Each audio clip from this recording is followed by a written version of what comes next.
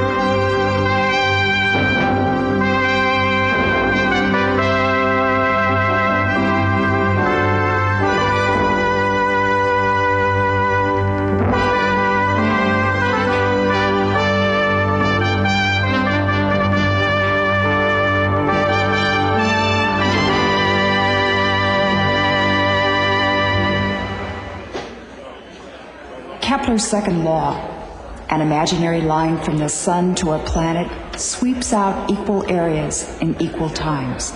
This law of equal areas also applies to the vortices of hurricanes, firestorms, even bathtubs.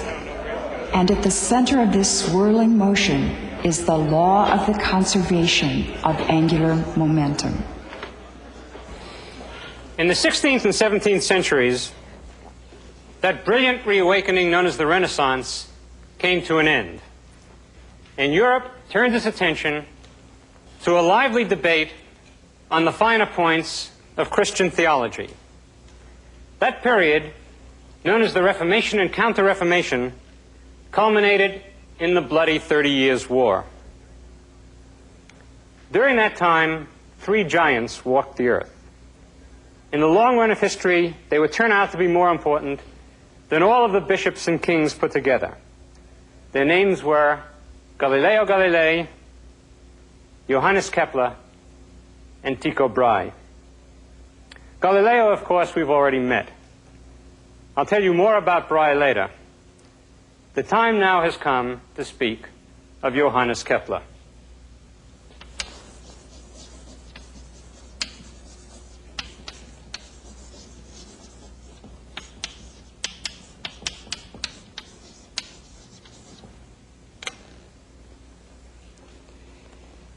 Kepler certainly didn't seem like a giant. In fact, he was small, frail, nearsighted. He suffered from fevers and stomach disorders. He was subject to cycles of deep depression and bubbling, soaring elation. The elation was usually associated with some scientific discovery that he had made or thought he had made.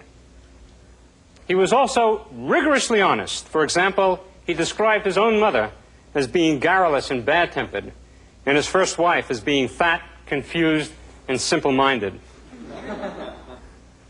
And he wrote about his science in the same way. He wrote about how he had done it, about his failures, about his feelings while he was doing it, all of that in addition to what it was he had actually done. That's not at all like the way scientific papers are written today, in which each one seems to be a flawless triumph of inexorable logic, which of course is never true. He was also a mystic. In fact, he was a professional astrologer. In those days, mathematicians had to cast horoscopes in order to make ends meet. Kepler thought that all astrologers were charlatans and frauds, that is, all other astrologers other than himself. He cast his own horoscope, deciding that he had been conceived at 4:07 a.m. on the 16th of May in 1571. Well, he may have been conceived that night, and he may not have been. It was his parents' wedding night, and he was born 7 months later. He was an authentic genius. For example, in the course of resolving a dispute about the shape of wine barrels, he very nearly invented the integral calculus. He also discovered many laws. 3 of them turned out to be correct, and it's for those that we remember him.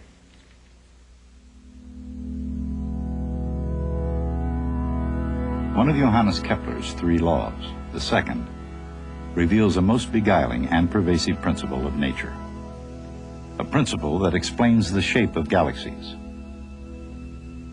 and fury of hurricanes,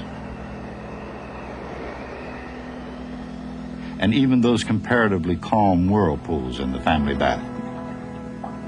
In the end, Kepler's second law was seen as a simple consequence of the law of conservation of angular momentum.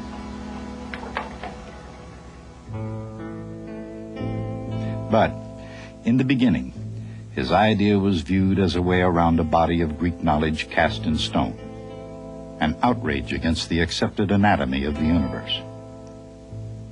Kepler stood up to the classical astronomers, and in doing so, turned his back on almost 2,000 years of collective wisdom.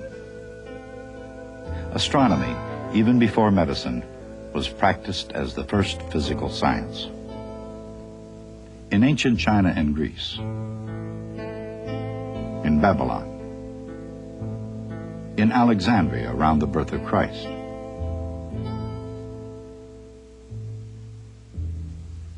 in Copan, sacred scientific center of the Mayans, within the wisdom of the Caliphate of Baghdad, in the Moorish Alhambra, where mathematics and art combined to make grand designs. Wherever people relied on the cycles of nature, and that's wherever crops were planted, people relied on astronomers to point the way, foretold by the stars.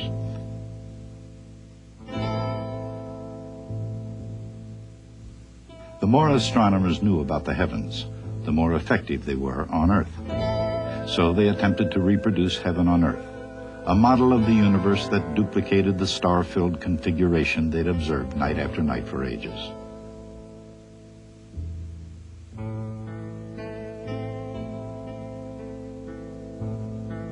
This was no easy task, not even for the best minds of the Golden Age. The Greeks created all sorts of original schemes until about 350 BC. That's when a philosopher named Aristotle came along to share a few thoughts about the nature of everything under and including the sun. One of Aristotle's ideas held, and held firmly, that the Earth is the center of the universe.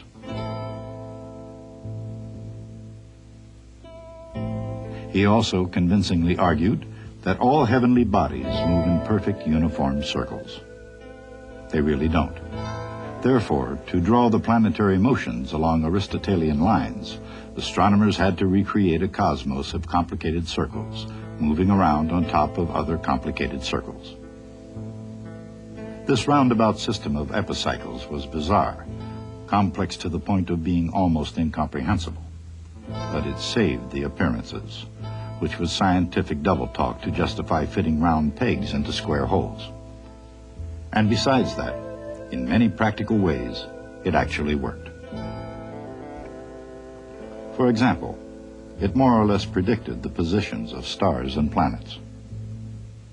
It aided navigation, and perhaps most important, it helped astronomers to cast royal horoscopes, which was a vital component in their job security. Indeed, the Aristotelian view, with the Earth at the center of a universe in which all motion was uniformly circular, satisfied almost everyone. Almost everyone except Nikolai Copernicus, who around 1500 wrote an intellectual tornado of a book, The Revolution of Heavenly Orbs. Within these pages were ideas powerful enough to uproot and send the Earth hurtling through space, tossing aside the very foundation of physical science in the process. In one otherwise innocent chapter, Copernicus recreated the universe. He put the sun, not the Earth, at its center. And he put the Earth as if it were a mere planet in orbit around the sun. The Copernican universe was an idea as revolutionary as any before or since. In fact, from Copernicus onward, the word revolution has meant radical change. Yet even while attempting to overthrow the Aristotelian stronghold, Copernicus retained that ingrained practice of the astronomer's trade to save the appearances. All the planets did orbit the sun, he ventured, and not in perfect circles at uniform rates. However, in order to save appearances, he ventured no further. Copernicus concluded his book by spinning the age-old yarn of epicycles. So, in the end, the Copernican system was not only bizarre like the one it was supposed to replace, its revolution was almost hidden behind a smokescreen of astronomical complexity. Nonetheless, such ideas gave off sparks that fired the imagination of Johannes Kepler. He knew Copernicus had undermined the structure of the first great dictum of antiquity. And since the Earth was no longer the stationary center of the universe, Kepler was free to go around uniform circular motion. But what could take its place?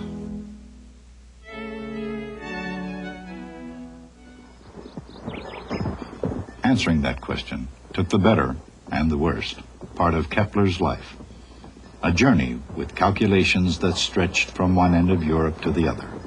Finding the answer took everything he had and anything else he could borrow from his contemporaries. His was a hard road, but at its end the man called the wandering mathematician could describe the motions of the planets. Going further than Copernicus, Johannes Kepler had found the 3 laws of planetary motion. Kepler's first law gave the orbits of the planets a new, non-circular shape, and put the sun a little off the center of things. Now, in the course of its travels, a planet is sometimes closer to the sun, and sometimes farther away. According to Kepler's second law, the closer it got to the sun, the faster it moved, and the farther away the planet got, the slower it moved. His third law said that the larger a planet's orbit, the longer it took to go around. Kepler's 3 laws describe the heavens with mathematical precision.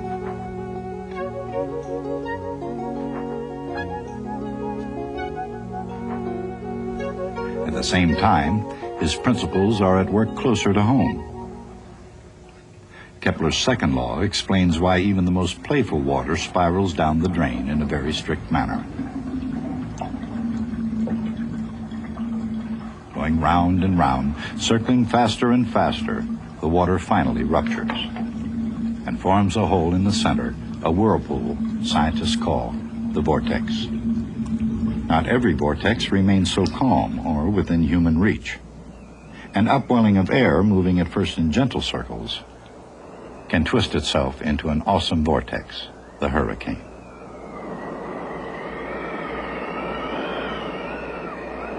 As an astronomer of the 1600s, Kepler was concerned with the weather, but his search for the answer to why the planets move as they do led him above the Earth's atmosphere. He never determined why planets move faster when they're closer to the sun. It would take Newton to do that. But Kepler did discover how much faster they approached it.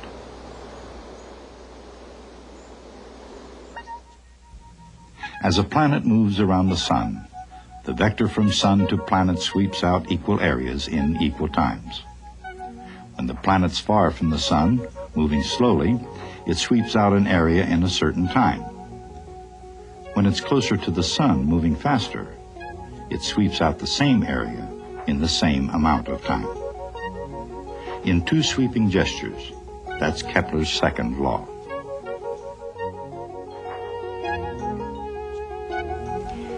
The vector sweeps out an area in the form of a triangle. The area of the parallelogram formed by 2 vectors is the cross product.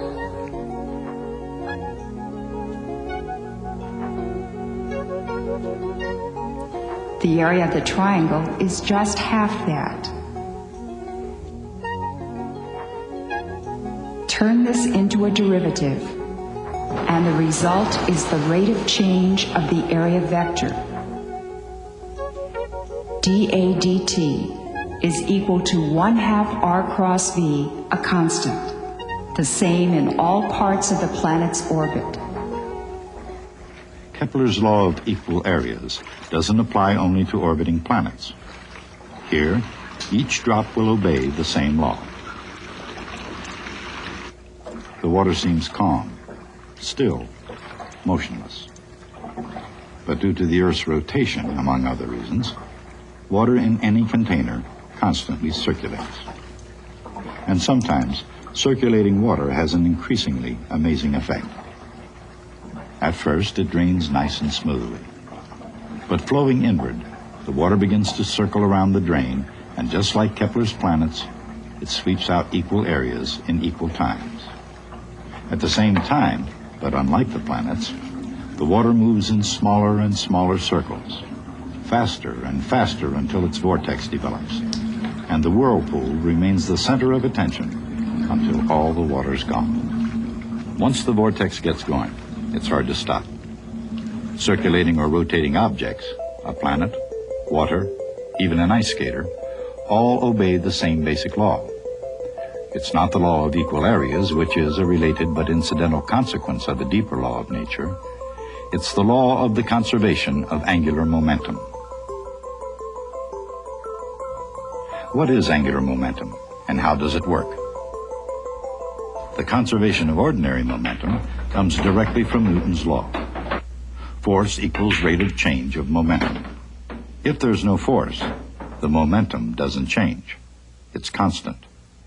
In other words, the momentum is conserved. But there's a strange twist when the momentum is angular.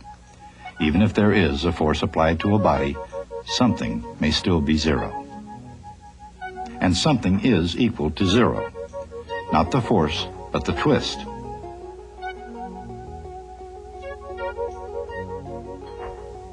To put it mathematically, R cross F equals zero. Obviously, not all forces behave that way. For example, to open a valve, or to get a wheel rolling, twist is just what's needed. However, for a planet in orbit, or for water flowing around and down a drain, even for a hurricane, there's no such twisting force. In fact, gravity and fluid pressure, the main forces at work on planets and vortices, can't twist about the center of the motion. Why? Because in these cases, R cross F equals zero.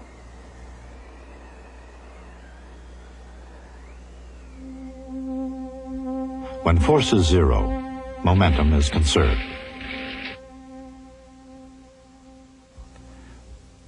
When R cross F is zero, something else is conserved. So what is R cross F the derivative of? The answer is found by differentiating R cross V. Use the product rule. dr dt is V, and V cross V is zero. So the derivative of R cross V is R cross A. Now multiply by the mass.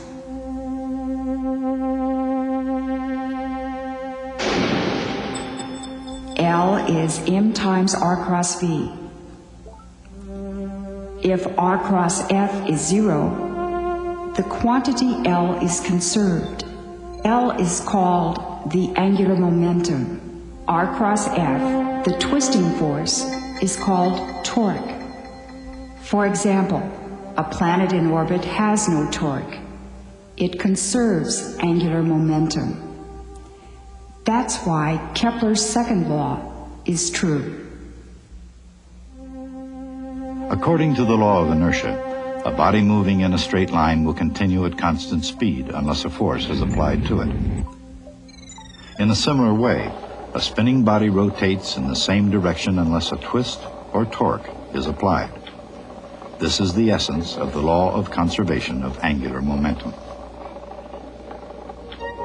The angular momentum, L, is a vector following the right-hand rule. For circular motion, when V and R are perpendicular, the size of L is mRV. To keep L constant, if the circle gets smaller, the speed must get bigger.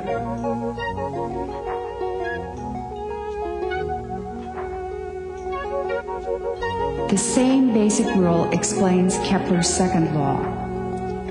In an elliptical orbit, a planet must move faster when it's closer to the sun. and slower when it's farther away. The same idea applies to a spinning ice skater. With no torque applied when she pulls in her arms, her whole body spins faster to conserve angular momentum. Of course, to a considerable degree, warm water differs from ice, but the physics is much the same. Water that's not in a solid state lacks enough viscosity to apply much torque. Its main force is directed toward the hole to replace the draining water. Far from the center, water circulates in great lazy circles. But as it's forced toward the center, its speed increases until, like a tornado, it ruptures into a vortex. A tornado, often called a twister for good reason, is the same phenomenon as the whirlpool in a bathtub, only upside down. This vortex starts when calm air at the center moves upward, forcing circulating air inward to replace it.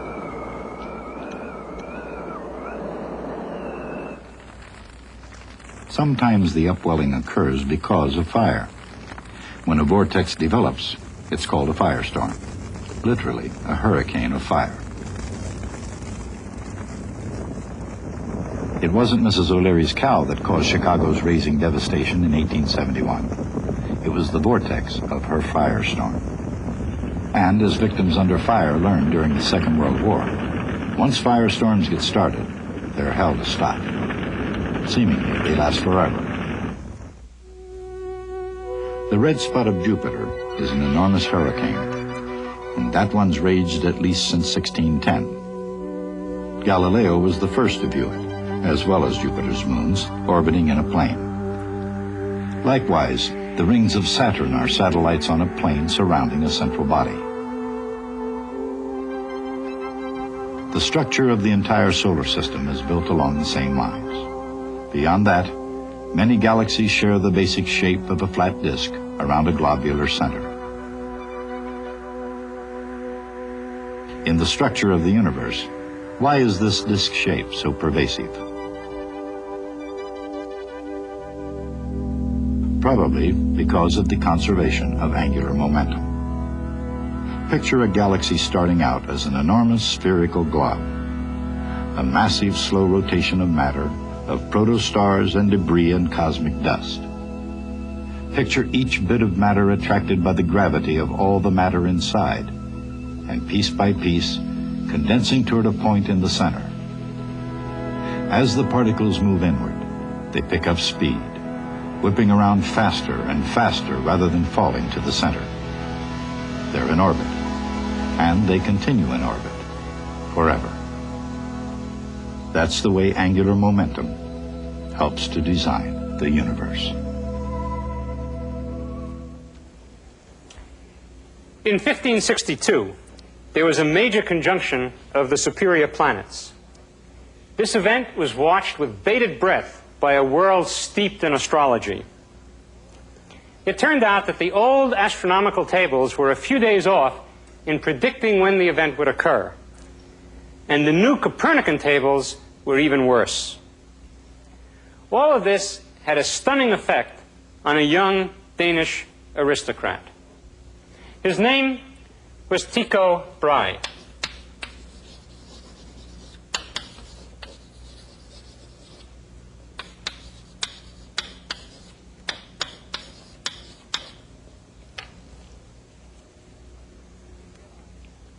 And he realized that the reason that the predictions were poor in both systems was that the necessary, precise, and continuous observations had never been made. He decided to become an astronomer himself. He persuaded King Frederick to give him an island called Haveen off the coast of Denmark, where he built a palatial observatory and the finest astronomical instruments that had ever been constructed. He not only made the necessary observations, he also created his own universe called the Titanic Universe. We remember that in the Aristotelian universe, the Earth was at the center and the other bodies rotated around the Earth on crystal spheres. The Copernican universe changed all that by putting the sun at the center and making the Earth one of the planets, but it was still basically a universe that rotated on crystal spheres. In the Titanic universe, the Earth was at the center, just as in the Aristotelian world, and the sun rotated around the Earth, but all of the other planets rotated around the sun. To us, looking back on those times, the Titanic system seems like a compromise between the Aristotelian world and the new Copernican world. But in those days, it was a radical innovation, because by having the planets rotate around the sun and the sun around the Earth, he smashed the crystal spheres of both older systems. Of course, Tycho believed passionately in his own system. In fact, he considered it his most important accomplishment. But we know, looking back in history, that his real most important accomplishment were those careful, systematic observations of the skies. Before Tycho, the positions of the heavenly bodies were known with an uncertainty of 10 minutes of arc. That's about 1/6 of a degree. You can get an idea of how big 1 degree is by holding up one finger at arm's length like that. And you can easily imagine primitive observations with an uncertainty of about 1/6 that. By time Tycho was finished, the uncertainties in the positions of the heavenly bodies had been reduced to 2 minutes of arc. And it was from that small but crucial improvement that the rest of our story flows. And we'll go on with that story next time. The angular momentum of an object is defined as the cross product of the radius from a specified point and its momentum. A force that applies a twist is called a torque and is equal to the cross product of the radius and force, R cross F. The torque is equal to the rate of change of angular momentum. When no torques act on an object, the object's angular momentum is conserved.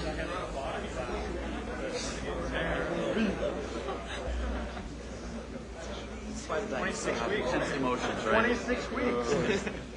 Half a year. Marvin is my friend. Well, it saves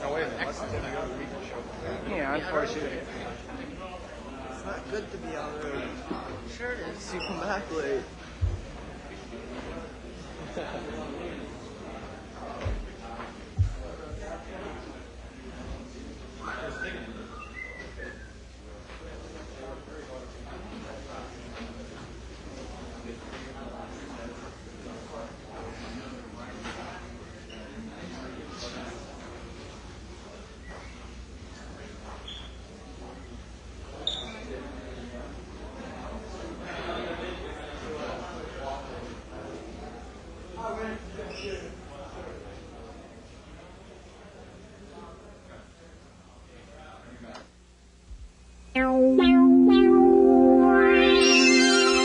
Major funding for this program was provided by the Annenberg CPB project. You can order these programs on video cassette. Call 1-800-LEARNER and visit us at www.learner.org/channel, the Annenberg CPB channel.